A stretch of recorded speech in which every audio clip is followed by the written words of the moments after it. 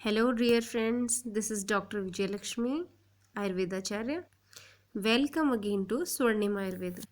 Friends, स्वर्णिम आयुर्वेद बनाने के पीछे मेरा उद्देश्य आयुर्वेद के विस्तृत ज्ञान को जन सामान्य तक पहुंचाना है और आयुर्वेद के full of scientific way of treatment का लाभ आप सबको देना है.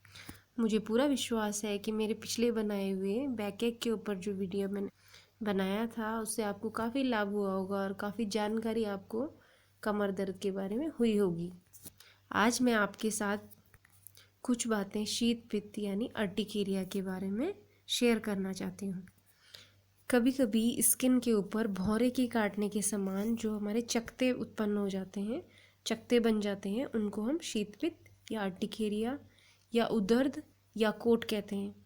अब आप सोच रहे होंगे कि मैंने इन्हें 3 शब्दों में क्यों इसको रखा है, शीत पित्त को. इसका कारण ये है कि आयुर्वेद वात, पित्त और कफ 3 दोषों को संतुलित में रखने को ही स्वास्थ्य मानता है. शीत पित्त में वात का प्रकोप होता है, उदर्द में कफ का प्रकोप अधिक होता है तथा कोट में कफ और रक्त दोनों का प्रकोप होता है. इसी कारण से मैंने इन्हें 3 अलग अलग नामों से संबोधित किया. आचार्य चरक ने कफ के नानात्मज रोगों में उदर्द रोग का वर्णन किया है. नानात्मज रोग का अर्थ होता है कि ये रोग उस विशेष दोष के अलावा किसी दूसरे दोष से उत्पन्न नहीं हो सकता. जैसे कि ये रोग केवल कफ की वजह से उत्पन्न होता है, वात या पित्त इसके कारक नहीं होंगे, ऐसा आचार्य चरक के अनुसार कहा गया है. ऐसे रक्त विकारों में कोट या रक्तमंडल नाम से इसका वर्णन है. अकॉर्डिंग टू मॉडर्न साइंस इसे अर्टिकेरिया बोलते हैं. मॉडर्न साइंस इस रोग को एलर्जी बॉर्न कहता है. तो वहीं आयुर्वेद के अनुसार शीत पित्त, उदर्द तथा कोट उत्तरोत्तर प्रतिवर्धित या फिर जीर्ण अवस्थाएं अर्थात ग्रेजुअली इंक्रीज्ड स्टेजेस हैं. शीत पित्त भौरे के काटने के समान एडीमा या शोथ शीत पित्त कहलाता है. वहीं उदर्द की हम बात करें तो तीव्र कंडू यानी खुजली युक्त शोथ को, खुजली युक्त एडीमा को हम उदर्द कहते हैं और त्वचा के ऊपर खुजली युक्त रक्तशोथ के बार बार होने को हम उत्कोट नाम देते हैं. आइए हम इसके निदान के विषय में बात करें. निदान यानी कारण. आयुर्वेद के अनुसार ठंडी हवा के छू जाने से, छर्दी वेग यानी उल्टी जो कहते हैं हम, उसके वेग को धारण कर लेने से या रोकने से, वमन कर्म आयुर्वेद में संशोधन कर्म है, वमन उसका एक प्रकार है, उसके अयोग हो जाने से यानी कि वमन कर्म ठीक से नहीं हो पाया, ठंड गर्म का एक साथ असर हो गया, जैसे अभी हमने ठंडा कुछ लिया तुरंत गर्म कुछ ले लिया, इस वजह से भी अर्टिकेरिया हो सकता है. वैरोधिक आहार यानी इस तरह के आहार जिनका वीर्य या फिर प्रभाव एक दूसरे के बिल्कुल उलट है, जैसे कि हमने ठंडे वीर्य यानी शीत वीर्य वाली मछली और उष्ण वीर्य के दूध का एक साथ सेवन किया. इस तरह के आहार का एक साथ सेवन करने से भी अर्टिकेरिया की उत्पत्ति होती है. इसका एक अन्य मुख्य कारण है एलर्जी.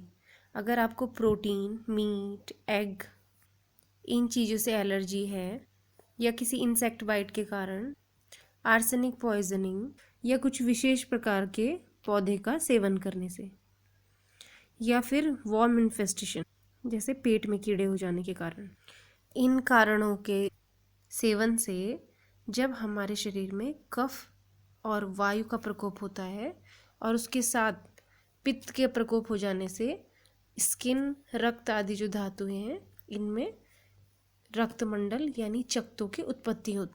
व्याधि स्वभाव यानी टेंडेंसी ऑफ डिजीज़ की बात करें तो ये व्याधि आशुकारी यानी एक्यूट है.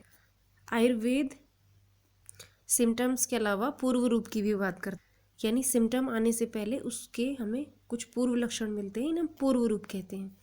जैसे एक्सेसिव थर्स्ट हो गई, बहुत ज़्यादा प्यास महसूस होगी, एनोरेक्सिया है, खाने की इच्छा नहीं होगी, नाउजिया हमें उल्टी आना महसूस होगा, इनएक्टिव बॉडी है, कुछ काम करने की इच्छा नहीं होगी, हैवीनेस इन बॉडी भारीपन लगेगा शरीर में, कंजेशन ऑफ आइज रक्त लोचनता, आँखों में लाली.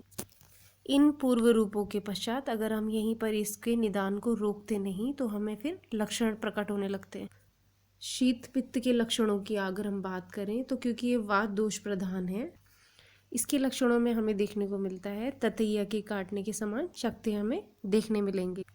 खुजली होगी, तोद यानी सुई चुभने के समान पीड़ा होगी, छर्दी यानी उल्टी महसूस होगी, ज्वर हो सकता है, फेवरिश हैं आप, दाह यानी गर्माहट महसूस होगी शरीर को। उदर्द कफ दोष प्रधान है तो इसमें लक्षण कुछ भिन्न महसूस होते हैं, जैसे बीच में दबा हुआ रक्तशोथ यानी बीच में इसका जो चकता है बीच में दबा हुआ होगा, लाल रंग के खुजली वाले चकते, और ये ठंडी के मौसम में ज़्यादा होता है। वहीं हम कोट की बात करें तो ये लालिमा युक्त खुजली युक्त चकते होते हैं, इसमें पित्त और कफ का प्रकोप होता है। ये मुख्यतः छर्दी का वेग यानी उल्टी का वेग रोकने से या फिर वमन कर्म का अयोग होने से होता है। आइए इसकी चिकित्सा के विषय में बात करते हैं। शीत पित्त, उदर्द तथा कोट की चिकित्सा समान ही की जाती है। सबसे पहले हमें अंडरलाइंग कॉज की चिकित्सा करनी है, क्या कारण है इसके पीछे, क्यों ये चकते हो रहे हैं। अगर अंडरलाइंग कॉज हटाएंगे तो चकते होना अपने आप ही बंद हो जाएंगे। अगर ये वॉर्म इन्फेस्टेशन के कारण है तो पहले हम कृमिनाशक और दद्रुनाशक चिकित्सा करेंगे। कोष्ठ अगर अशुद्ध है तो उसकी शुद्धि करेंगे वमन, विरेचन, रक्तमोक्षण इत्यादि से, और उसके बाद कुष्ठनाशक यानी स्किन डिजीज़ की चिकित्सा करेंगे। सरसब तेल यानी सरसों के तेल से अभ्यंग कराते हैं, मालिश करेंगे और गर्म जल से परिषेक यानी वहाँ पे गर्म जल से धोते हैं। इसके अतिरिक्त संशमन चिकित्सा यानी उस रोग को हटाने के लिए हमें जो औषध का सेवन करवाया जाता है, प्रलेप यानी वहाँ पे औषधि का लेप करवाया जाता है, उद्वर्तन यानी उपटन लगाई जाती है औषधियों की, और साथ में खाने के लिए औषधि दी जाती है। अगर ये रोग किसी कारणवश क्रोनिक स्टेज में चला गया है तो इसके लिए संशोधन जैसे वमन विरेचन कर्म ही श्रेष्ठ होते हैं। हरिद्राखंड और गिलोय सत्तू का एक साथ मिलाकर सेवन बहुत अच्छा इसमें परिणाम देता है, पर इसमें चिल्ड्रन और एडल्ट के लिए मात्रा का विशेष ध्यान रखें।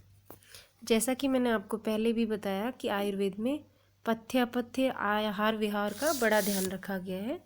तो इसके लिए आहार में पुराना अनाज जैसे पुराना शाली चावल, मूंग की दाल, करेला, अनाज, शहद, सरसों का तेल इत्यादि बताए गए। विहार में है लंघन यानी उपवास रखना और अभ्यंग इत्यादि। अपथ्य की अगर हम बात करें तो ये चीज़ें हमें नहीं लेनी है अगर हमें इस तरह की कोई अर्टिकेरिया जैसी समस्या है। हमें गन्ने के रस से बनी हुई चीज़ें अवॉइड करनी है। पानी में रहने वाले जीव जैसे मछली इत्यादि, इनके मांस का सेवन नहीं करना है। वैरोधिक आहार जो विपरीत वीर्य वाले हैं, जैसे मैंने आपको उदाहरण दिया था, मछली और दूध एक साथ नहीं लेना। अम्ल रस यानी खट्टी चीज़ें नहीं लेनी।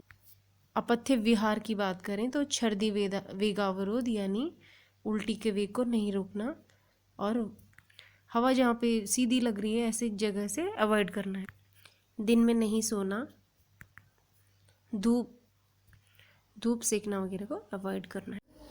आपसे इतनी अपेक्षा है कि वीडियो के संबंध में आप अपने विचार जरूर रखें, कमेंट्स में बताएं कि आगे आप किस तरह की जानकारी मुझसे और प्राप्त करना चाहते हैं, ताकि मैं अगले वीडियो बनाने के लिए प्रोत्साहित हूँ।